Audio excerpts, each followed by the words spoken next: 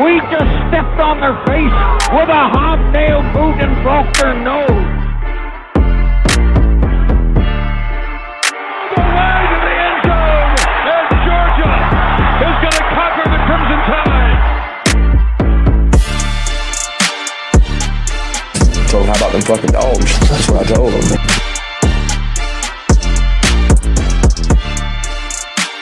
Hope it didn't take that long again. Go Dogs. Big dogs, little dogs, all dogs. It is time for the 100 Sanford Podcast. We are back this week. The dogs are 2-0. It's your boy Lamar Lovelace. We got Graham Coffee. We got Trigger Trey. We got the big dog, George Foster. What's going on, fellas? Hey, we 2-0, man. Shit, life is great. Life is great. Life is great. Life is beautiful when you're on top of the mountain. The dogs went from being ranked number 2 to number 1.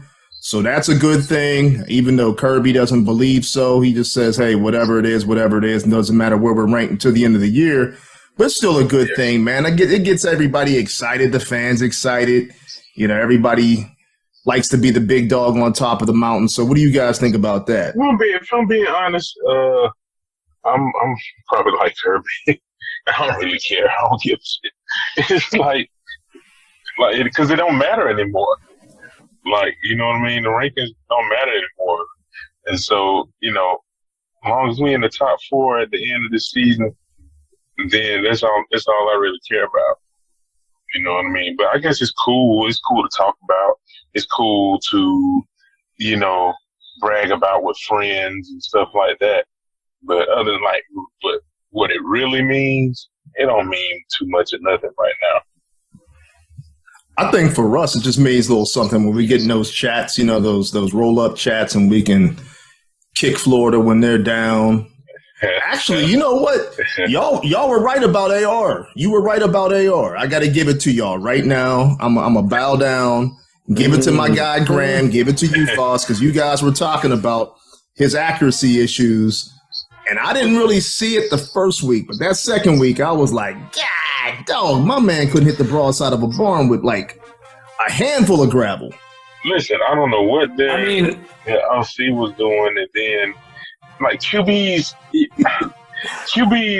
that's one position that I know. And let me put my scouting hat on. Boom, scouting hat on. QBs, that's one position where the tiger don't change its stripes. Like, they are what they are. I just told somebody, the good, the bad, the ugly, QBs are what they are. So have I done a deep dive on the tape on Richardson? No. But I think we have a decent sample size already on him. And he is what he is. If you like it, that's fine. You know what I mean? I say the same thing yearly about Kirk Cousins. Like, if you like him, that's fine with you, but he is what he is. He's going to be what he is, and he's going to prove it to you every single game. The good, the bad, the ugly. They're going to be that. 2 out of 100 quarterbacks may change for the better, drastically. You know what I mean? Josh Allen was one. Right. We haven't seen a Josh Allen in 100 years. Yeah. You know what I mean? Usually a QB is what they are. For sure. And they don't change much from year to year. You know what I mean? Until you get, the rare unicorn, Josh Allen. You know what I mean? But, he is what he is. You know what I'm saying? They might can win. They can win some games with him. You know what I mean? But he's not this transcendent talent at quarterback. As a quarterback. What you got, Graham? Well, I mean, it's just what made me mad, man, is like people on the internet with jobs in media, like large followings in media, some of them even former Georgia alumni and Georgia players, out here comparing him to Vince Young, Cam Newton. Like, you're talking about 2 of the greatest quarterbacks in the history of college football. This dude goes off against Utah. Didn't really go off. Didn't throw a touchdown pass. No. Completed about 60% of his passes. And it's like, oh, I haven't seen anyone spin it like that since Tebow. Like, all this stuff. It's like, dude, hold on a second, man. Like, and for the record, against Kentucky, Like, they didn't do anything special to him. He was more accurate on dropbacks when he was not pressured than when he was pressured. Now, he was like, I'm talking 41% versus 39% because he wasn't accurate at all. But, like, still, like, it's not one of those things where they had this special game plan and, like, he wasn't under duress very often. He just wasn't an accurate quarterback. And it goes back to what we talked about before the Florida game last year on this show. I said if they start Anthony Richardson, they're going to ruin him and that it's a bad plan. And he said in his post-game interview when he had the pick six, he was like, I flashed back to the Georgia game last year. And he was like, once I missed my first few passes, I just got in my head and like I lost my confidence. And it's like, I feel bad for him because he's talented and they kind of, but like kind of like how Georgia broke DJU from Clemson, it seems like maybe they broke him too a little bit. I don't know. Man, look, it seems like they're breaking a lot of people because even though we're talking about Anthony Richardson, let's talk about the elephant in the room, Alabama almost going down to Texas. And I remember everybody was on the chat saying, did we break them too? It seems like we're just breaking everybody. Just breaking teams that we play, with the exception of Oregon. I guess they went out and put up 70 the next week, but we'll see this week when they play BYU. But, I mean, I just think it's interesting, man, how, again, I try to give people the benefit of the doubt. Like you said, all these media guys, these talking heads, you had Mel Kiper calling him the best quarterback in college football. He should be the number. Yeah, Mel Kiper had him number one on the big board. Anthony Richardson.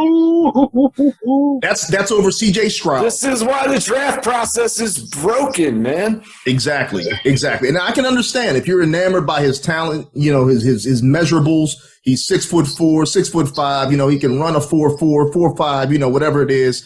He's got the rocket arm. But man, come on. You could get a Josh Allen.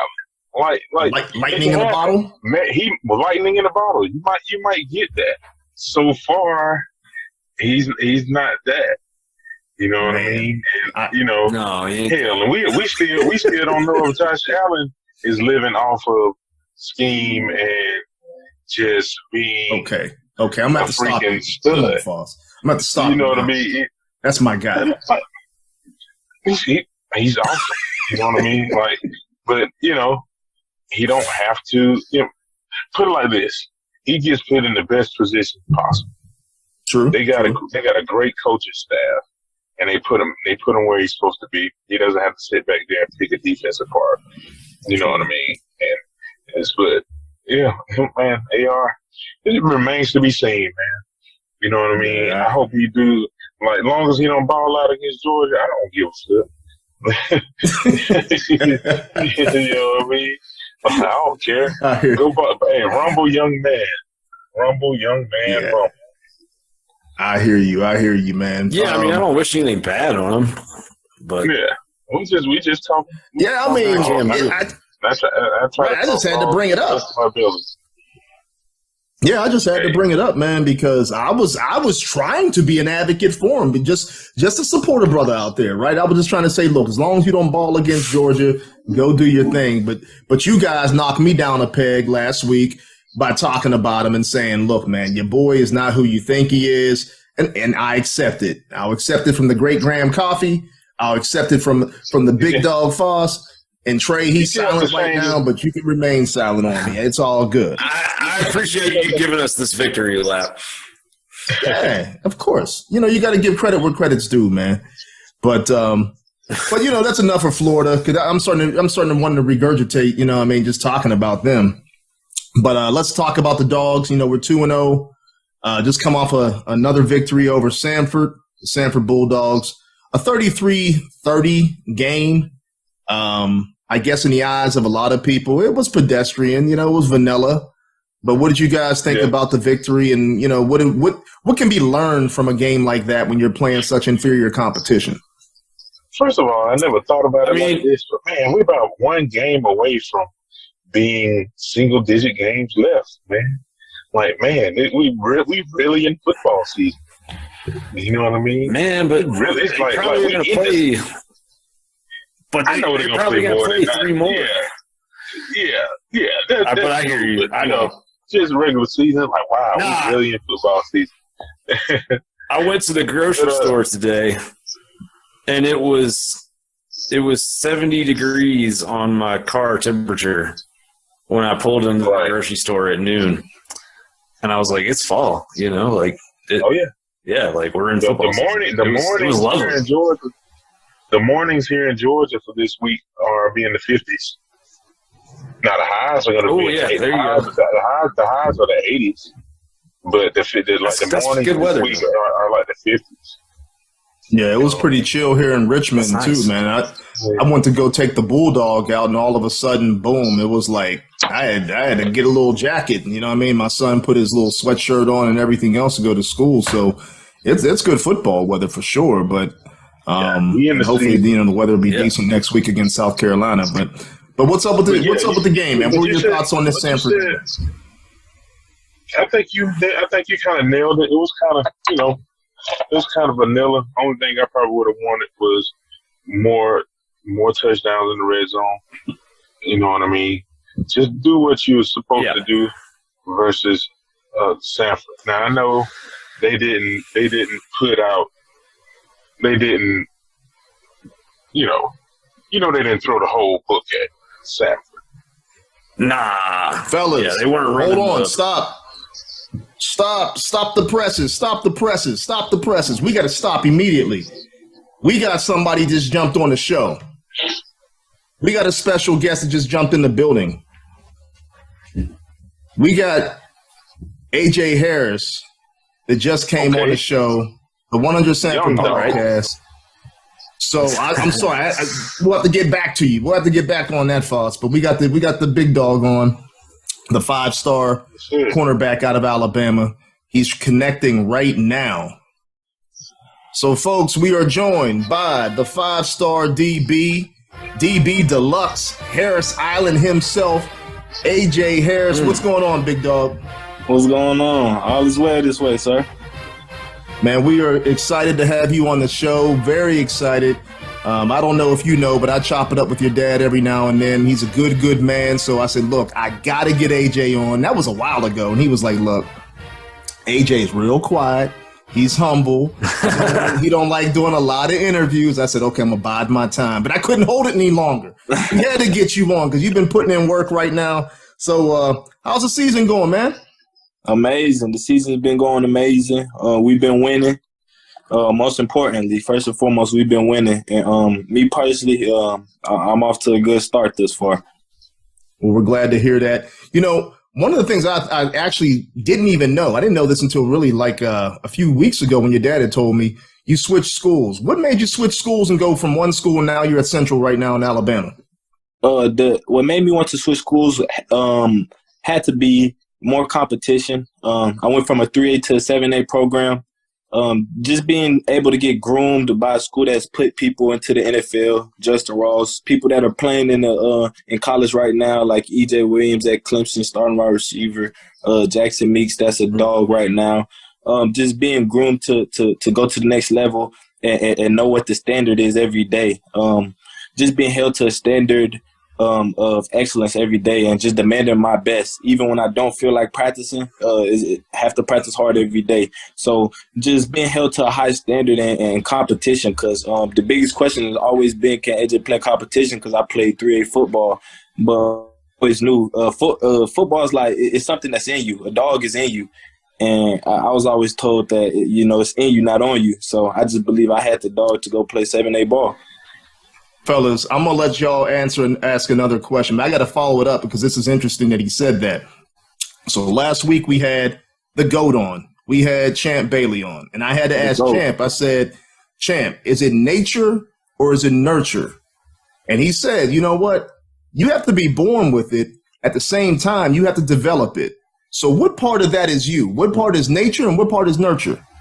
I feel like it truly is just, it's in you. It's in you, and especially like with having the 5 stars. The 5 stars don't mean anything, but to the people you play, it does. So it's always a target on your back. So it's just making sure that you have to be a dog, because they don't care that you have the 5 stars. They want to take off your play, and I refuse to let anybody get offers off of me. So I believe that it's something that's truly in you. Hey, I like this kid, man. I like him. Just cause, hold on, I got some. Y'all need to see. Hold on. I like him. He talking my lingo right there, man. I dig your perspective, man. And okay, dog. he joining us. Yeah, man. I just like your perspective, man. And it doesn't come off cocky. It comes off you understand what's at stake, and you understand that, hey, once you got that name, people coming after you. And like you said, you refuse to let them eat off of you. You refuse to let them get offers off of you. You know what I'm saying? You want to knock them down a peg. It ain't nothing personal. It's just, hey, you facing a big dog. I'm going to show you what's happening. I'm going to show you where these stars come from. Yes, and sir. I appreciate that, because earlier today I read something, I believe it was a tweet or something, and this coach was like, all these kids care about now is, their social media stuff and what videos they can get. Advantage they can get in a loss, and what they can get this, that, and the other, and not the main goal of winning and getting better. What would you say to some of us old fuddy-duddies that may think that way about the younger generation? And speak up for yourself and your peers. What would you say? I personally, I won't lie to you. The young generation is more so into the media thing. And that's just us, but that's not me personally. I can't lie. My dad is more so old school, and I have an old soul, I like to believe. So I'm not really into the media, which is why my dad has told you I don't really like to do many interviews. I'm a quiet guy. I don't really post on social media that much. But I mean, sometimes, I do post because I know people do like to see what I'm up to every now and then, but that's not really me. To be honest, if I wasn't ranked or had stars and all that, I don't believe that I would be on any social media platforms, me personally. But just honestly, it's what everybody does. So, nobody really wants to be different. So everybody is just buying to the social media thing, but that's just not me. And I'm a fan of social media. I'm a Twitter head. You know what I mean? That's my preference. I'm not an Instagram guy, so to speak. I like Twitter, and I talk my stuff. And it's the way of the world. You know what I mean? People, we sit around, we look at our phones. If you went back in the day, people be sitting down looking at their newspapers and their books and stuff. But as long as you prioritize, and it seems like you have your ducks in a row. Yeah, but not many kids nowadays really, social media is the priority. So it's just like, that's not it. AJ, the one thing I mess with you about is you wanted to play at 7A, and everybody knows 7A in Alabama, you play against all the top teams and out of state. Because Central is up there. You play against Hoover, Homewood, Carver, and I forgot the other school in Montgomery. I'm trying. Yeah, we'll actually be playing IMG this year as well. We play them next week, so nice. I never dodge competition, so I look forward to it. I respect that. You know who he remind me of? He remind me of DeAndre Baker. DeAndre Baker was quiet. He'd just show up on the field and lock you down. That's my type of play. I don't really like to talk too much. That kind of mentality, I would have to guess that, you chose Georgia, obviously. You're committed to UGA, but did you feel like just kind of the culture at Georgia and sort of the values of the program and the physicality and just kind of speaking with the pads that Kirby Smart is always trying to preach, just was that the natural fit for you, or what drew you to Athens and UGA? Most definitely. It's a physical brand of football. Fun fact, I'm not even from down here, honestly. I was mostly raised in Germany. So when I first moved down here, the first thing that I learned was Georgia football. So by default, Georgia's always been my dream school. But just the way Kirby uses his DBs, we're very physical. He likes them to be physical. I'm a tackler. I'm not just a cover corner.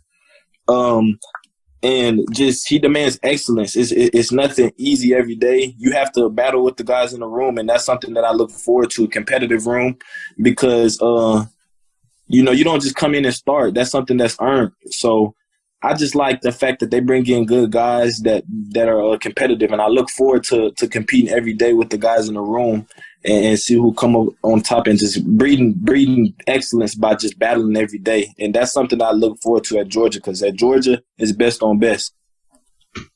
Well, Kirby's a defensive coach, defensive-minded coach, defensive-back coach, but you got a new guy there now, Fran Brown. What's your relationship with him, and how is he helping you to develop to the next level? Me and Fran have a great relationship. People think I over-exaggerate when I say I talk to Coach Fran every day. That's why I originally picked Georgia, because, Kirby is always going to be in the DB room, but I needed to know that who I was going to be with every day, care for me as a man and demanded excellence, and not just Kirby Smart. So Coach Fran, just the relationship we have built is great. It's more than just a coach and a player relationship. And we literally talk every day about what's going on with his family, what's going on up there with the DBs. And I'm in tune into everything going on up there, like I'm already up there. So we've built a great relationship, and that's a majority of reason why I chose the University of Georgia, but not the only reason.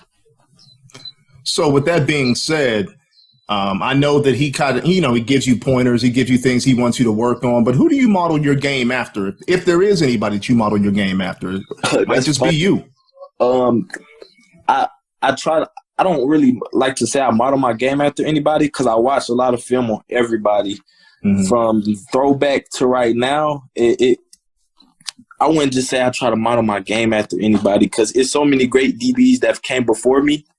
For example, the great from the University of Georgia, Stan Bailey, that's actually one of my all-time favorites, along with Darrell Revis.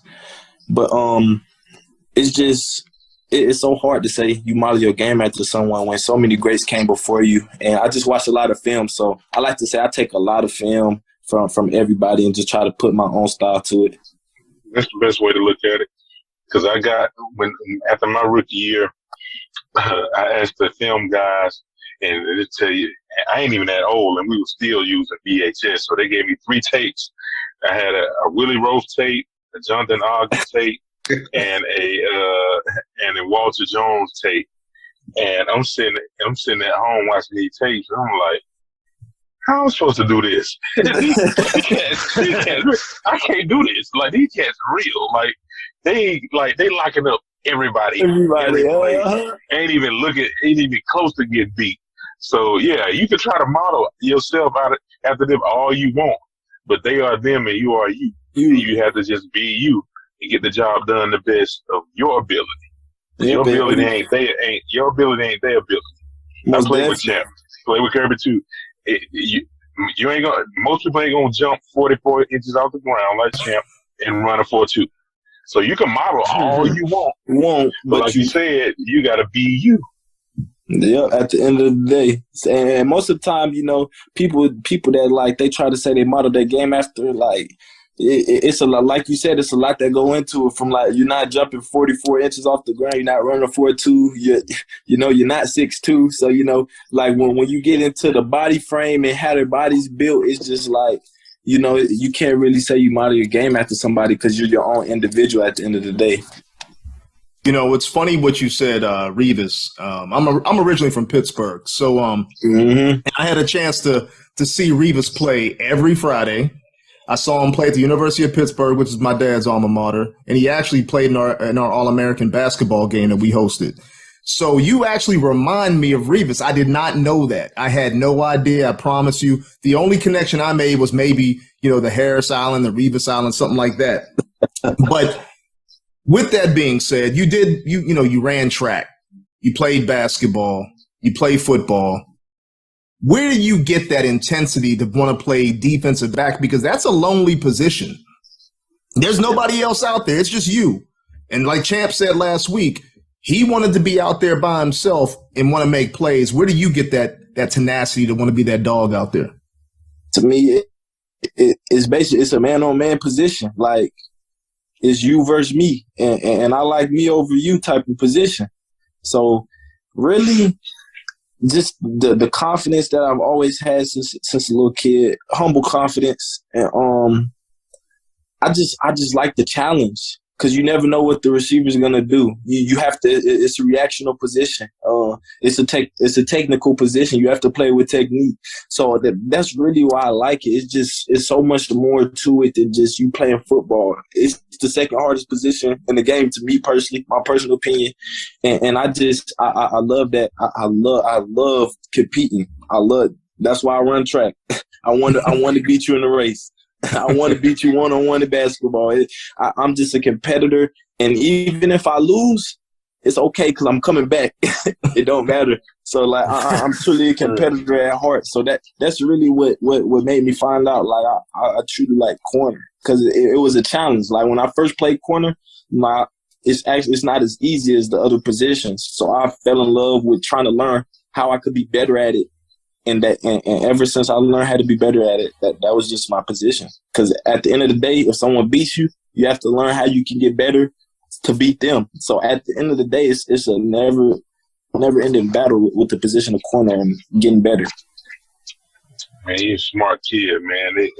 And you think exactly how I think too. Was your number one hardest be quarterback? Because of course. That's mine. I say quarterback, cornerback, and then offensive tackle. Those are the three hardest positions. Like, I wouldn't want to be nobody's quarterback except get that check. Exactly. You know what I'm saying? Because that, man, them bullets be flying, Jack. And then, cornerback and offensive tackle are very similar positions. Usually your first movement is backwards. You got to react. It's reactionary. It's you versus them, and the eye is always on you. But I think it's just there's so much more field for a cornerback to cover. That's why I got cornerback as number 2. It's the toughest position on the field because that receiver can go anywhere. You know what I mean? You got to be prepared for that. You know what I mean? So yeah, like you I can tell you understand the game. What would you say your style of play is, AJ? I mean, or do you take pride in trying to get up and kind of bully these guys at the line of scrimmage and play lots of press coverage, or do you rely on your speed more, or is it just kind of a week-to-week matchup type thing? I do. I don't try to bully them because that's not technical.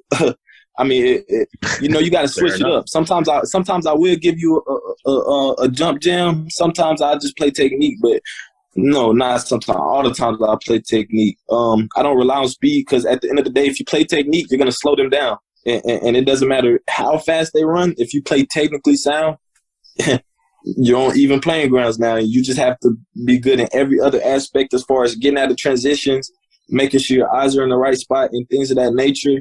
So me personally, I would like to say I am physical because I do use my hands a lot in press. I don't just mirror a motor. I take a read step. I use the tough jam most of the time. And I would like to say I'm physical because I like to tackle. I'm very versatile because I could play more than just outside corner. I could come inside as well. And I believe I'm a well-balanced corner because I play off and I like to tackle. I'm definitely a hitter. Yeah, you'll fit in well in Athens. I mean, that's why I chose the unit or a team. Like, yeah, absolutely. I mean, those guys in the secondary, going back years now, always take pride in filling those gaps in run support and coming up and thumping folks. Because corner is more than just cover. You can't just cover, especially in the SEC. The backs are too big. You got to be able to tackle as well and help in the run support. So I know what I signed up for. We're going to University of Georgia, and I definitely want to bring back that. I want to make them the DBU. So making sure that everybody knows that they develop as well as the other schools. The people say Alabama, LSU, we get developed as well, and that's why I chose the University of Georgia. And you can see it at the beginning. You're the man for the job. You can see it at the beginning of this year. They definitely look a lot more developed than people thought they would be. True freshmen coming in, making plays on big stages, things of that nature. I think I'll fit in well. But AJ, I got something for you. A lot of people don't know you work out with Oliver Davis and all the NFL guys. How does that help you out knowing that you got that in your pocket, working out with some of the NFL guys that's already made it, like Stokes, JC, like AJ Terrell, like elite guys like that. And I forgot the other guy from Miami. He played for the Dolphins, safety. Xavier Howard? Yes. Yeah. Like some of them guys, how did that give you like a step up in high school going into competition every week? It slows everything down because, you know, when you work out with guys of that caliber that have did what you did, I take in everything that they say because they've been where I want to be. And JC's actually that's my favorite just because his mentality. He's on the Mamba mentality type of mindset, and I love that. And just being around those guys just shows you, like, it makes you hungry because, you know, like, one day I'm going to be there and I want to be better than you guys. So it always brings a competitive nature, like we have to get better today. That's why Oliver Davis thing is the 1%. So when we work out together, we're getting 1% better. And it's amazing to have that to your access because not many guys in high school are blessed with that opportunity.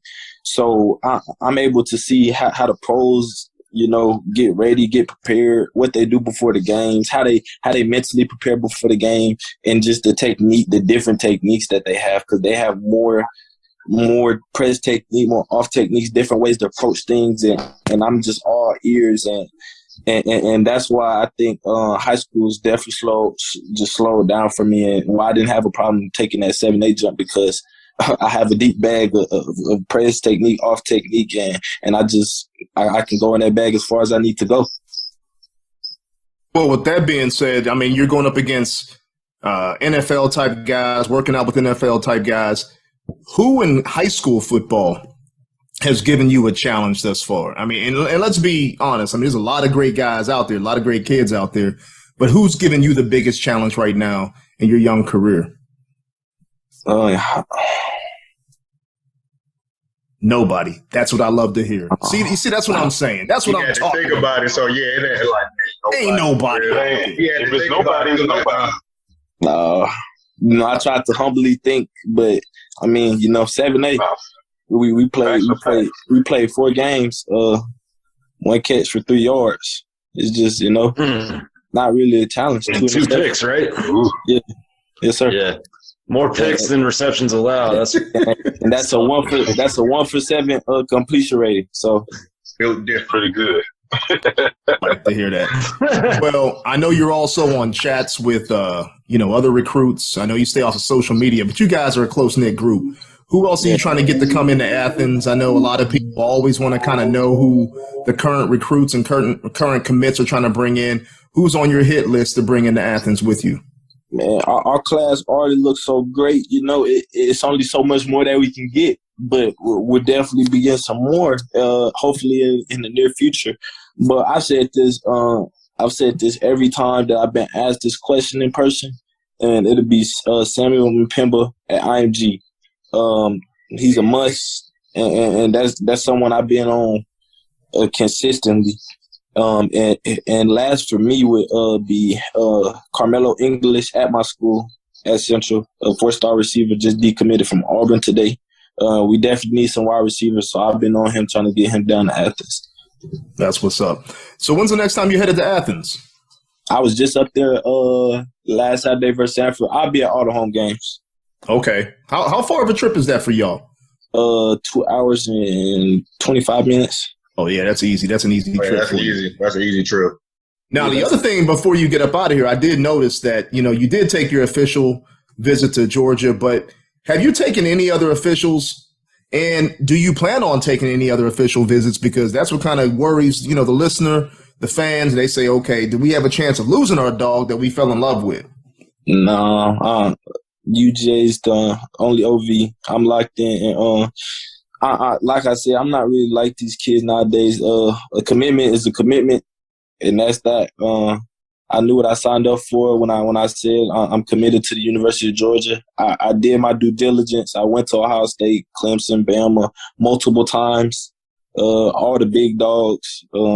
I did my due diligence. I did my research on the position coaches before I went there. I know the contracts. I know how long the position coaches will be there. So, no, I'm locked in. I'm going to the University of Georgia in December. Wait a minute, stop for a second. Hold up a second. Did you say you looked at contracts? I like them. Yes, I know how long Coach Friend has to be there. So Coach Friend will be there for my whole collegiate career. My God. I like them. I like it. He even paid attention to Friend's contract. I like them.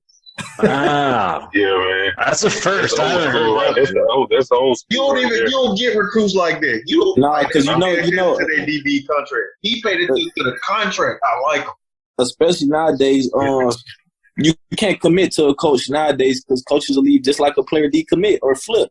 So it's like for me to really commit, stability was definitely something for me. Although Kirby would be in my room, I've built the relationship with Coach Fran Brown and would like to have him coach me as well as Coach Kirby Smart. So I know that Coach Fran will be there for my college career. That's what I tell you what, man. I'm of course I'm biased, but I really think that you being a DB of all positions, Georgia's a great choice. Just knowing the staff that they have there, the brand of football that they play is, like they get like even this year so far they are giving up 1 point. Exactly. 1 point, something points a game. Like it's a serious brand of football. You're gonna get developed. I played with Kirby. He knows the ins and outs of all that stuff, man. And I just think you're going to be in a great position to achieve all your goals on the field, off the field. Like it's a great position to be in, and we happy to have you on board, man. Thank you. Go Dogs. One last thing for you, just a fun thing. How do you get hyped for for your games? What do you eat? You got any routines? You got any music you listen to? What's on your I don't even know. Like, Foster, he was listening to cassettes. Yeah, what do you listen to? Man, I kind of listen to calm stuff. I listen to calm stuff because I know automatically once my feet touch that grass, I know what type of where my mental goes. Like, I don't need to listen to hype stuff to get me hyped because I know once I touch the field, I already know my mind is naturally going to go there because I'm a competitor. So it's like I try to keep my adrenaline and keep my calmness down throughout the day because I'm already thinking about the game throughout the day, thinking about what I need to do, what we need to do to win, what we need to what techniques I'm thinking about, what the receivers' releases are, what I've seen on film. So I just try my best to stay calm throughout the day. And I don't really eat that much during game day. I like to stay light. I just drink a lot of water, drink a lot of Pedialyte. I just stay as calm as possible until I got to touch the field because I already know where my mental goes once I touch the field. That's crazy you say that because a lot of kids like to listen to young boy get hyped before the game and stuff like that. No, I listen to calm stuff. I like to stay calm because they be deemed that to get turned up, but I'm already there, so I don't even need that much. Man, well, we appreciate you stopping in. We appreciate the time.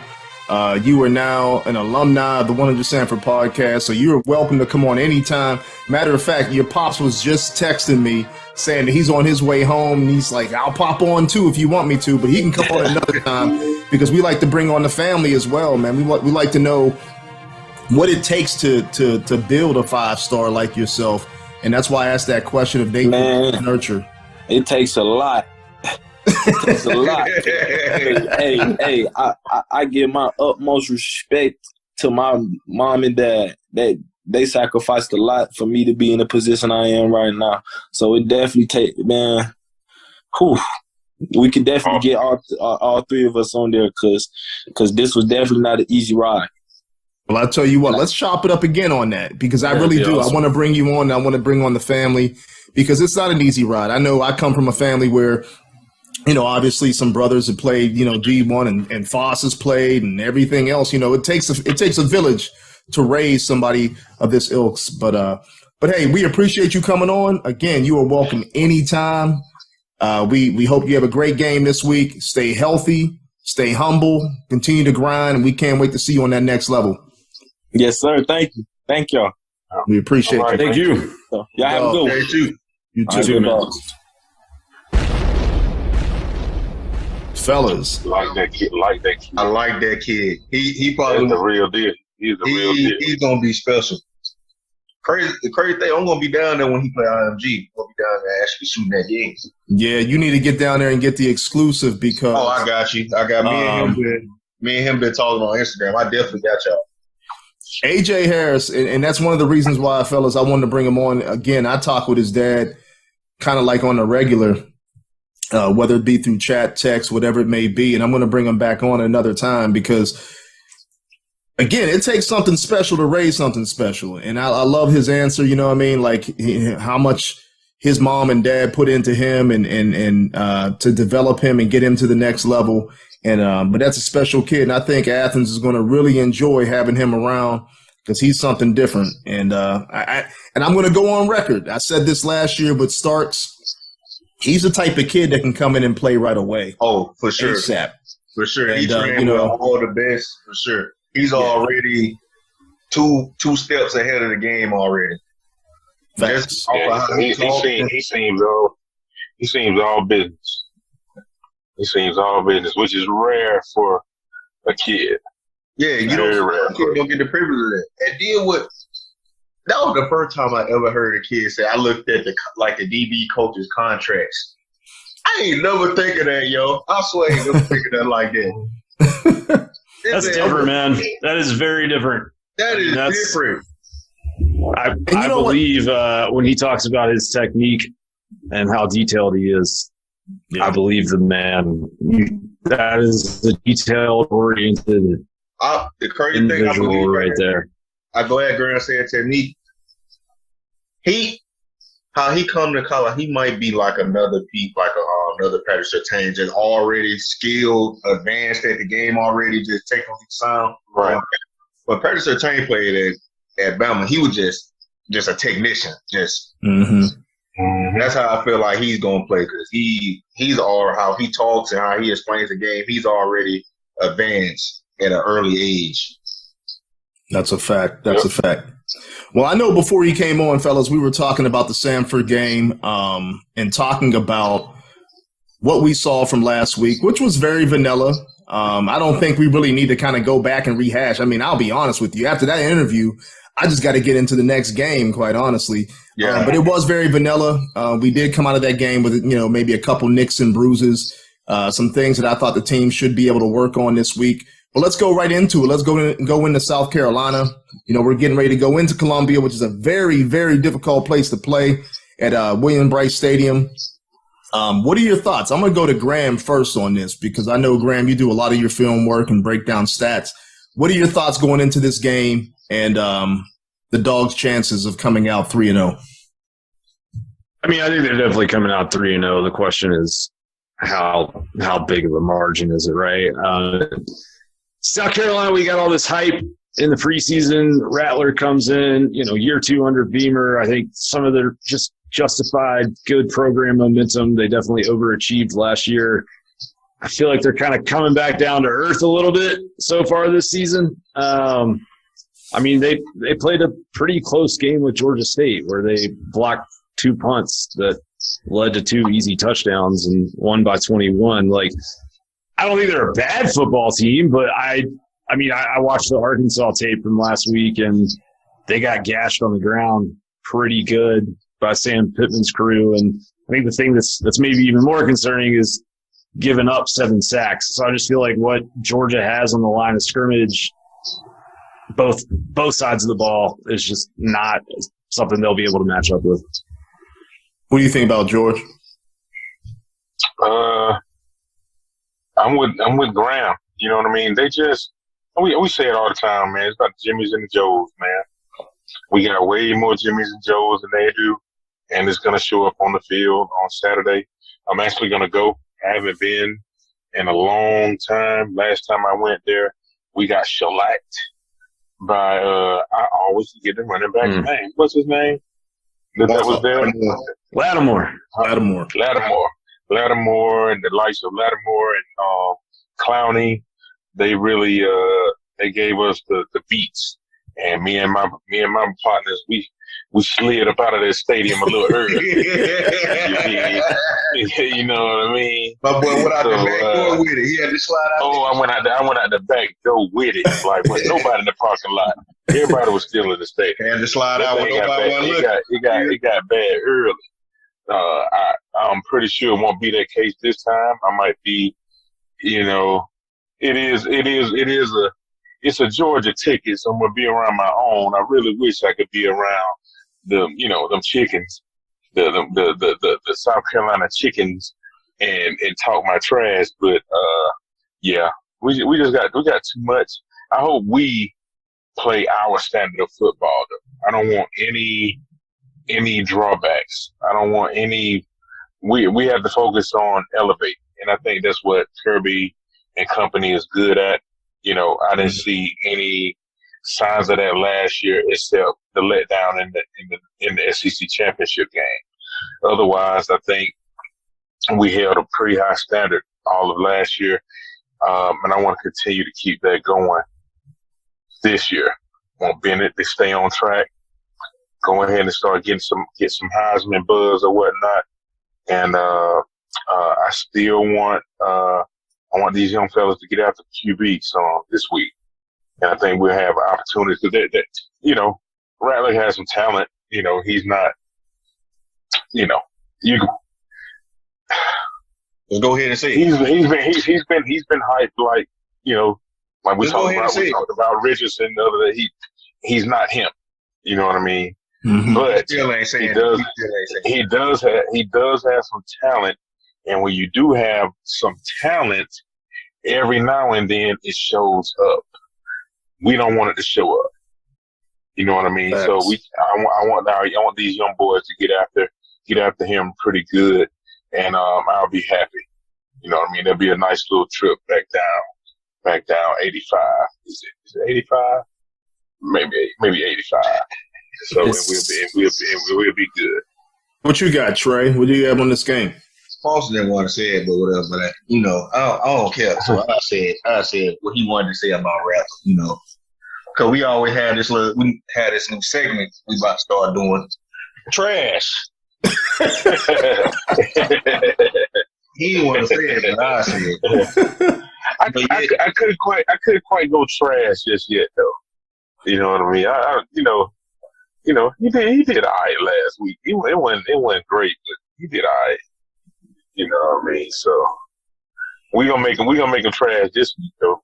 Oh yeah. So what's your thoughts on it, Trey? I mean, if he's trash, what's your thoughts going into this game against South Carolina? What do you want to see? To me, I kind of want to see more on the offensive side. I want to see more big plays down the field, cause we haven't had no deep ball in them, but like that. But I guess cause we missing, our deep ball, our deep threat, really, Aaron Smith. But I really want to see, how George said, he want to see pass rusher. I really want to see him get to the quarterback because I want to see the company get to him because we know Jalen Carter gonna get to the quarterback. We know this. He's him. He's going to be a top 3 draft pick. But I really want to see them guys get to the quarterback this game because Graham put out a little thing on South Carolina. Their O-line is not that good. They gave up 7 sacks against Arkansas. So I really want to see pass rush and kind of deep plays down the field a little bit.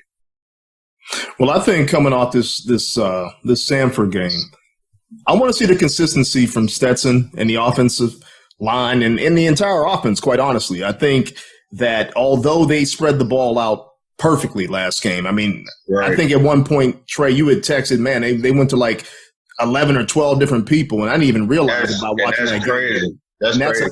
That was outstanding. That's a crazy ball around. That's wild right there. But at the very same time, by the end of the game, what's that, Graham? 15 receivers caught passes on Saturday. That's an amazing stat. That's amazing. Wait, Georgia don't throw the ball. Yeah. That's what I was saying. Georgia don't throw the ball. I was quote unquote told. But when you look at that game, still, although going to that many players, they spread the ball all around. I mean, running backs, wide receivers, tight ends. There were still some moments where, they did not hit the big play like they should have hit the big play. I thought they were a little bit inconsistent. I thought they were a little bit too excited, too hyped up. Matter of fact, I think coming off that Oregon game, it was one of those things where they wanted to make the splash play versus just making the play, which becomes a splash play. And I think that's what ended up happening during that game. Why? Even though it was vanilla, it still wasn't, vanilla with the whipped cream on top. Because that team against Sanford, they should have probably beat Sanford 75-0. It should have been that way in the third quarter and then shut it down with the mercy rule. I think they held off. Yeah, I think they held off. I think they did some specified things just to work on. Right, just sure a lot of practice. A lot of practice, a lot of screen. Yeah. Hey, that's exactly what that was. That was a live. They played 78 guys on Saturday. And a lot of basically everyone that's on scholarship who was healthy played on Saturday. Not to mention Chris Hatcher, the head coach of Samford, was the head coach at Valdosta State that gave Kirby Smart his first job.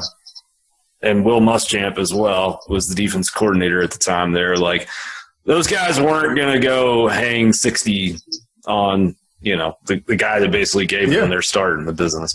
Not going to happen. Gave them a chance. Yeah. That happened with us in Florida State in the Sugar Bowl. I feel like Rick took it easy on Bobby. You know what I'm saying? Everything stopped. We could have really ran them out. You know what I mean? But it's the respect factor for your OG of sorts. You know what I mean? And I think this game, what I really want to see, I want to see them go back to what they did against Oregon. Excellent execution. I want to see the offensive line become a little bit more stable and really get that core group as we get into the SEC meat of the schedule. I know they were rotating a lot of guys. They're trying to see what they have. They're trying to develop their depth. But I want to see that core group now come to fruition. And not only that, I want this team to kind of emulate last season's team, where it was every week they went in to kill. They really did go into hunt. And I don't want to see them just rest on their laurels and say, hey, okay, we're supposed to win this game. It's all right to give up a touchdown. No, don't give up anything. Beat teams into submission. And as Foss said all last year, choke teams out. Like I mean, you went right into what I was just wanted to say. This game, he ain't gonna take it easy on Shane Beamer. He's gonna like it's kind of like you want to whoop your little brother ass. You know what I mean? So yeah. You know what I'm saying? I can see some pressure just knowing who Rattler is. I'm pretty sure we're gonna pressure him. We're gonna throw some blitzes at him. He's gonna get the kitchen sink at some point. It's gonna be no holds barred. You know what I mean? I think we're gonna throw whatever unless it gets out of hand early, we ain't gonna show our hand for the rest of the season, and just keep doing it. But if they hang around, show any signs of hanging around, we're gonna put the whole battalion on. You know what I'm saying? So I think we're gonna do them really bad. Well, Graham, let's ask this question for you, and this is really in your wheelhouse. What should Georgia fans be looking at in terms of South Carolina's roster of what could be hurtful? I mean, not necessarily hurtful, but challenging to actually put Georgia in a position where our young boys have to grow up. I think they have two good tight ends, Jaheim Bell and Austin Stogner, and Georgia we know Starks and Smith at safety are elite coverage guys, but if they're able to find ways to get those guys matched up on Mondon and Dumas Johnson, we know both those guys are very athletic, but we saw against Oregon those guys kind of struggle at times just knowing exactly where to be and who to pick up, and especially in some of those zone coverage, kind of the match coverage that Georgia runs a lot. It looked a lot better against Samford last week, but obviously those aren't the same caliber of athlete. But I think that would be a spot where they might be able to have some success. The other side is they do have some decent receivers on the outside, and Spencer Rattler for all of his flaws, throws a nice deep ball. We saw Josh Vann get behind Georgia twice last year. Granted, one of those was on a mere speed, but I am curious to see how they handle that. I would assume that Ringo will match up on him. We love Keeley, but there are times where he can struggle to get his head around a little bit. So I wouldn't be shocked to see South Carolina hit some plays.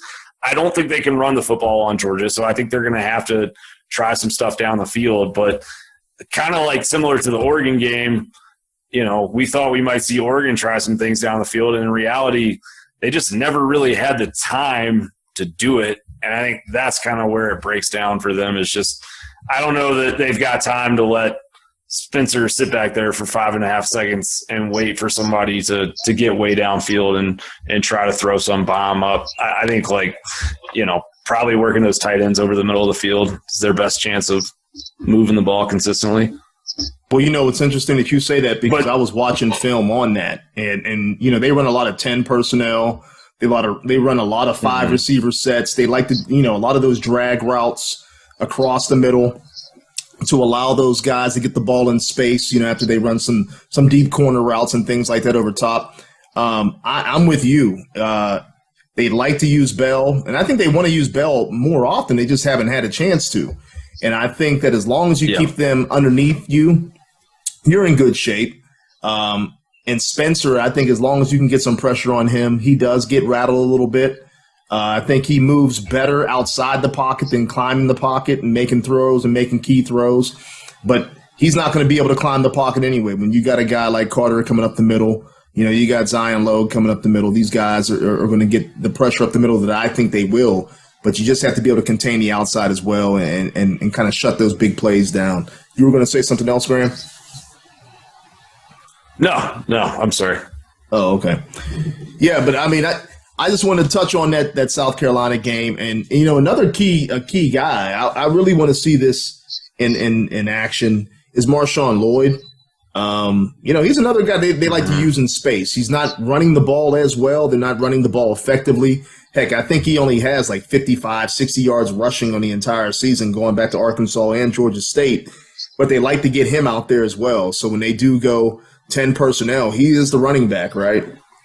But they don't put him in the backfield. They actually line him up in the slot to go one-on-one with linebackers and everything else. So that's going to be an interesting matchup because he's back. He's healthy. I think did he tear the ACL his freshman year? Is that what it was? ACL. I think so. Yeah, but he looked a little bit more explosive going back to that Arkansas game and that Georgia State game that I looked at. He was skirting on guys a little bit, but it's going to be interesting. It's going to be an interesting game, interesting environment. I really also want to see how this team handles a big-time crowd. Columbia is no joke to play in. Graham, you can attest to that because you've been a fan being inside the stadium.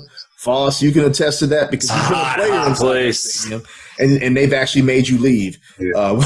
It's real. It's loud, man.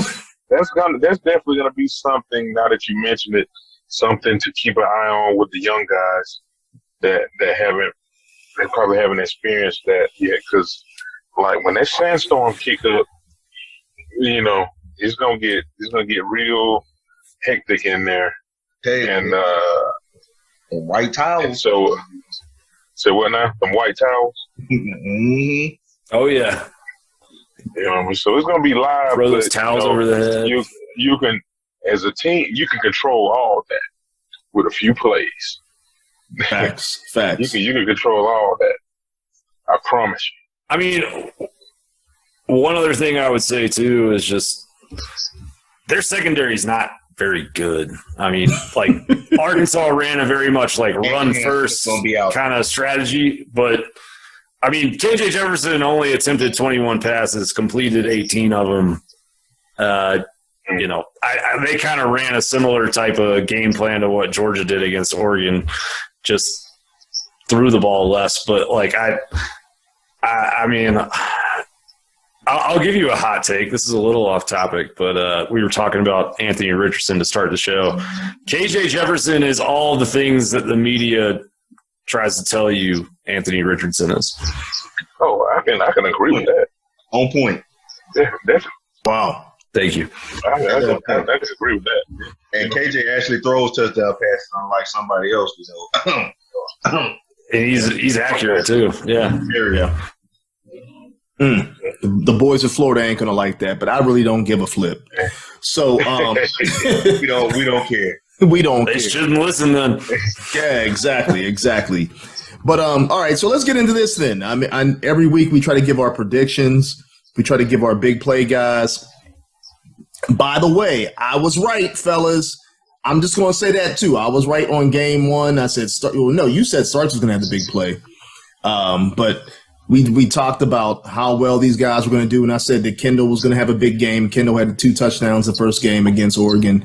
But let's go. George had Ladd scoring exactly. First touchdown. He sure did. Man, why did he place these bets? Aaron Darnell still hurdling people. I know.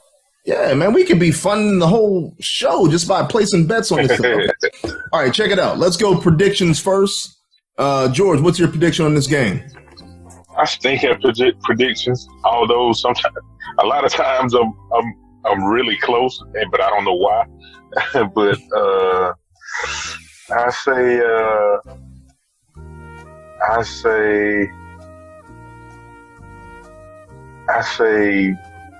38. I say 38 to 6. All right. Graham. I'm gonna go 41-10. Okay. I'm in that same ballpark as George. I think South Carolina gets maybe a late touchdown. Gotcha. What you got, Trey? I got 38-3. 38-3. Wow. Okay. Georgia has been hard to score on for the better part of 2-3 years. Like that's their calling card. Like they don't like to give up points. You know, I'm gonna go 37-10, and I'm gonna call my shot. I'm gonna Starks is always around the ball. He reminds me of Ed Reed, who's always around the ball, Troy Polamalu, who's always around the ball. He nearly had 2 picks last week. I think he gets another pick this week. I think he's going to have a big game. And I also think this is the game that Nolan has 2 sacks. I'm going to call that. I think that he gets off this game. I like that. And he has a big game on the edge. But let's go outside of Georgia. Let's go to some other SEC games real quick before we get up out of here tonight. Penn State goes to Auburn. What do you guys got in that game? Ooh. I honestly haven't seen Auburn play. I haven't seen much of anything about Auburn. Saw Penn He struggled with San Jose State last week. I got. Penn State might take them. They beat a good Purdue team, although it took a little minute. You know what I mean? Who did they play last week? I don't know who they had last week. Ohio? Yeah. They always play. Yeah, they always play the bottom. Yeah. So I think they're probably gonna go down there. And, is that Auburn? Isn't it? Yeah. It was at Penn State last year. Yeah. So they're probably gonna take Auburn. You know what I mean? So okay. I don't care. No score predictions needed. Who do you got, Graham? Who do you got, Graham? Penn State's quarterback was sacked 5 times last week against Ohio. Yeah. That doesn't seem really good to me. Yeah, I'm no expert. Yeah. That's not good. Nah, it ain't good. I mean, Auburn is not a complete football team, but I do like their defense. I think they have some saltiness still on that side of the ball. Man, I don't know. I think Tank Bigsby and those tight ends and Finley, I don't know. I think they figure it out. I think they do enough. I think the crowd's a big factor. I think they win a ugly, 16-13 kind of game. Auburn. Who you got, Trey? I'm going to have to go with Auburn just because they playing in Auburn. That crowd is going to be up to play that game. Yeah, that does matter. And like how you said, like how Graham said, Penn State quarterback got sacked 5 times going into Auburn, facing Auburn D-line. Auburn is known to have a good D-line. So, yeah, I'm going to give the nod to Auburn on that. I want to say I'm going to go with 2014. 2014. Okay. Without bias, I'm actually going to say Auburn. Yeah, everybody knows I'm a Penn State hater. I just don't trust Franklin on the road, first of all. I don't trust Penn State on the road, and I don't trust them going down into Auburn. It's an SEC school, a better environment. I mean, Penn State's got a great environment. Don't get me wrong about that. You go up there to Happy Valley, that's a tough place to play and win. But I do think, like George always talks about, the trenches. You know, you get inside those trenches, it's tough. But I'm going Auburn. I'm not going to give a score prediction on it, but I do think that they squeak one out. Mississippi State and LSU. That's the next game I wanted to go to because LSU is coming off of that's a tight one right there. I think they got to develop. Yeah, Mike Leach. You know, Mike Leach. Will Rogers in that receiving core. Yeah. Ooh. Who do you got, Trey? Since you're talking about it, who do you got? No scores needed. Just straight off the top. Who do you got? What they playing at? It's at LSU. I might give the nod to LSU because how Jay Downs been playing. He actually been playing like he figured it out, and he's starting to actually get the receiver more involved. So I might. Ooh, that's a tough one. I'm gonna have to go with LSU and because they had Baton Rouge, and you know, Baton Rouge get loud. So I go with LSU. Facts. Who you got, Graham? Oh, all right. And just so the people know, Graham, you always hit on bets. So the reason why I'm saying this is I need some money, man. I got kids in school. But just caveat, like I haven't done all my – it's only Wednesday. I haven't done all my tweaking numbers and studying yet. But I'm going to go with LSU, man. I think they bounce back. I want to say Mississippi State so bad, Graham. Yeah. I wanted to too, but LSU put up like 40 points in a quarter last week, which was playing Southern.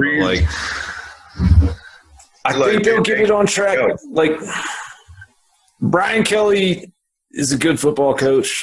He might not be a great person, but he's a good football coach, and I think they figure it out. Big G, what you got? I'm going with the flying leeches. Ooh, okay. The flying leeches. I wanted to say them too, just because how he just offense, man. Offense, something's bound to happen like that. Like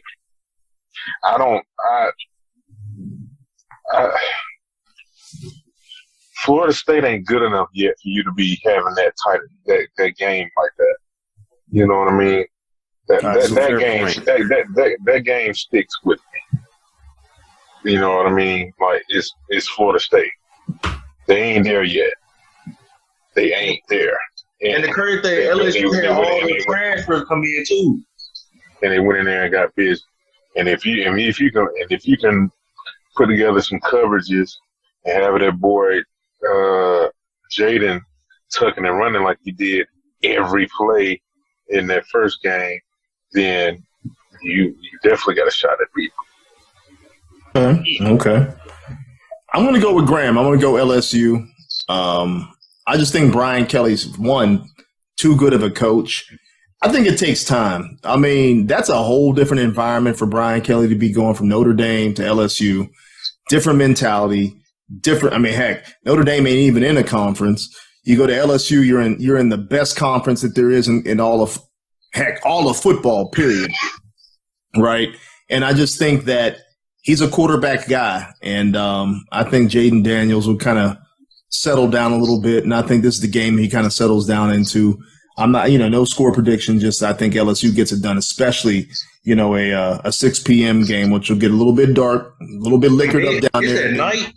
It's a 6 o'clock game down there. Oh, yeah, definitely LSU. I'm glad I picked them now. Yeah, Those folks get liquored up down there. Oh yeah, definitely LSU. If it's gonna be at night, oh yeah, give me them all day. Only if they play against Bama. Well, let's go to the big game. Let's go to the big game of the night. Besides our dogs playing at 12 o'clock, Texas A&M and Miami. Fellas, who do you have? It's at Texas A&M. It's a 9 o'clock game, which is crazy, which is 8 o'clock Central, right?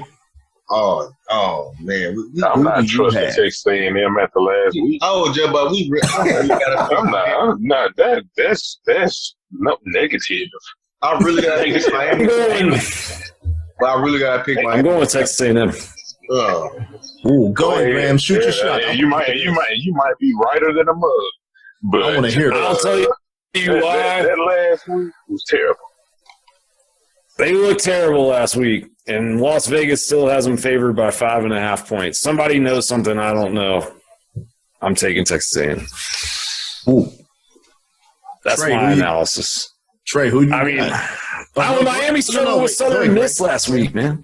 They did. But no, I'm sorry. That's all. Yeah, that's. You're going State's not a bad football team. You're going strictly off Vegas. No, not strictly. Not strictly. I just don't believe in Miami. I think they're soft.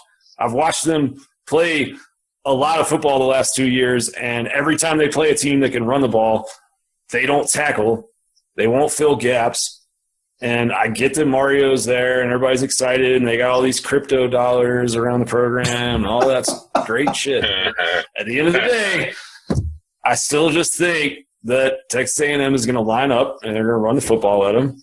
And I don't think they're going to have like a great passing offense, but I think they'll play Max Johnson this week, who on his career has 39 touchdowns, 5 interceptions. Like, he was a good quarterback, not a great quarterback, but a good quarterback for LSU. I think that's enough for them to win. What you got, Trey? Hold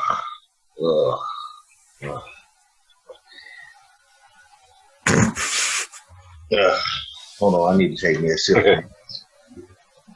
This made you want to drink, thinking about this one. What you got? Thinking about A&M. Yeah, because I damn sure don't want to pick Miami. I'm gonna go with Texas A&M because they playing at College Field at night, and we all know that place is gonna be lit up. And I think Miami is not gonna be able to cover Anaya Smith, or Stewart. They got Stevenson, but I don't think they're gonna be able to cover them two guys. And I think Hayes King actually has a good game this game. Yeah, because Miami secondary is kind of average. So I'm gonna go with Texas A&M. Hopefully, Texas A&M actually come out because they did lose Appalachian State. I don't know how they lost to them with all that talent, but it's college football stuff happen. But I'm going to go with Texas A&M. Ooh, okay. See, I look at this as being a game of the same team, quite honestly. I think the reason why Texas A&M lost to Appalachian State is because they're disciplined. Appalachian State's always disciplined. I mean, and they go up against a giant, they're going to be more prepared than that giant's going to be. Mm-hmm. But I look at Miami with Cristobal. They got a lot of energy. They got a lot of, things going on in the program. They got a lot of recruiting coming in. They're still the same team from last year, right? None of those recruits that are committing now are on that roster. But it's the same thing with Texas A&M. They don't have a lot of those 5 stars that they recruited last year, playing early on. But I'm going Miami, man. I think Miami goes in and gets it done. I'm not a big fan of Jimbo. I don't trust Jimbo. I don't trust the way he coaches. I think, that game against Alabama was an anomaly last year and how they played, but I just don't trust him. And I think Cristobal goes in and gets it done and actually helps Miami and helps propel that program. But even though I think Miami's going to take a couple falls in the ACC, I just think they get it done this week, man. But there you go. So any other thoughts tonight, fellas, before we get up out of here? Graham had to dip out. He had some things he had to attend to, but anything else we want to talk about before we get up out? Man, no, we had a good one, man. This show today talked to a stellar young man in A.J. Harris. And emphasis on stellar. Yeah, man. So we had a good talk. It was good to have the crew all together today. Facts. You know what I mean? And we apologize, for any technical difficulties. I'm having technical difficulties where I'm at in Richmond, Virginia. I have no idea why. But like George said, man, it was a great night. Great interview with AJ Harris. I mean, I didn't even anticipate it being that well of an interview and that type of caliber of kid. I know I talked to his dad, like I mentioned, but I did not anticipate that. It blew my mind, quite honestly. And if Georgia continues to recruit like that, that's great. Really good kid. Like Doogie was a good interview. Yeah. Really good interview. I like that kid too, man. So very advanced. They're getting the right guys. And that's typically something Georgia does good. And as you can tell with how they do on Sundays. They don't get in a lot of trouble. They always sound. They play good football, make plays.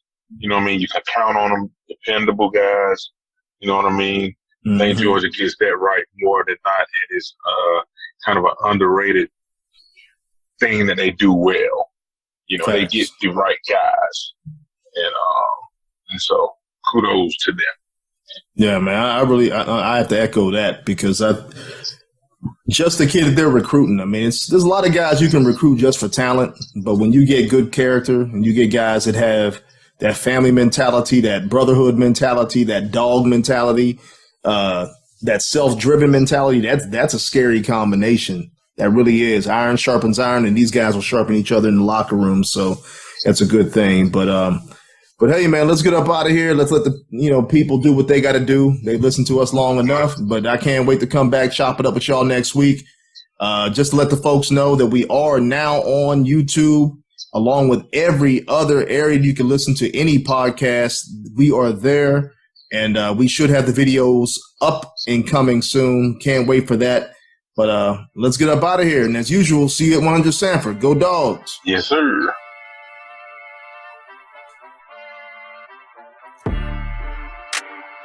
Thank you for listening to the 100 Sanford Podcast. Tune in weekly to hear fresh content from the 100 Sanford Podcast every Thursday, but also with some pop-up shows every now and then as news breaks.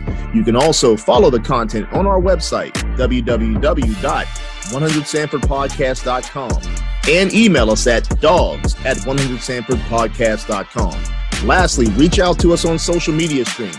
For Twitter, it's at 100 Sanford, but on IG, TikTok, Facebook, and other accounts, it's 100 Sanford Podcast. All right, folks, that's it. And as usual, see you at 100 Sanford.